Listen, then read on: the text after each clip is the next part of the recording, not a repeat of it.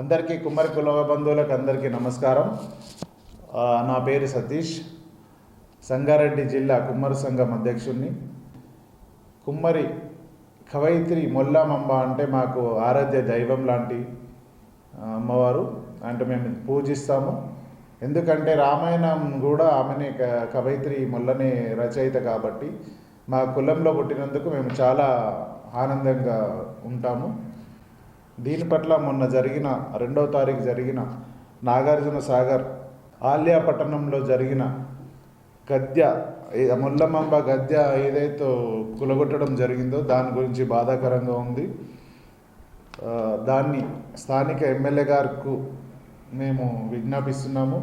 మళ్ళీ ఆ గద్య నిర్మించి మళ్ళీ రీపునర్మాణం చేసి మొల్ల విగ్రహాన్ని ప్రతిష్ఠించాలని చెప్పేసి మేము డిమాండ్ చేస్తున్నాము. గత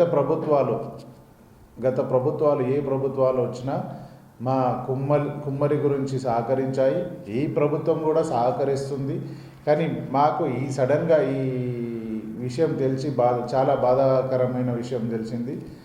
ఈ నాగార్జున సాగర్లో ఆల్యా పట్టణంలో ఈ కూల్చివేతపై అందు గురించి మేము ఈ ప్రభుత్వం కూడా మా కుమ్మరులను కించపరచకుండా మంచిగా చూసుకోవాలని, మా కుమ్మర్ల రాష్ట్రంలో 22 లక్షల మంది కుమ్మర్లను ఉన్నాం. మా మనోభావాలు దెబ్బతినేలా ఉన్నాయి. ఇలాంటి సంఘటన చూసి అది చూడకుండా మళ్ళీ గద్య నిర్మించి రీఓపెనింగ్ చేయాలని చెప్పేసి కోరుకుంటున్నాం.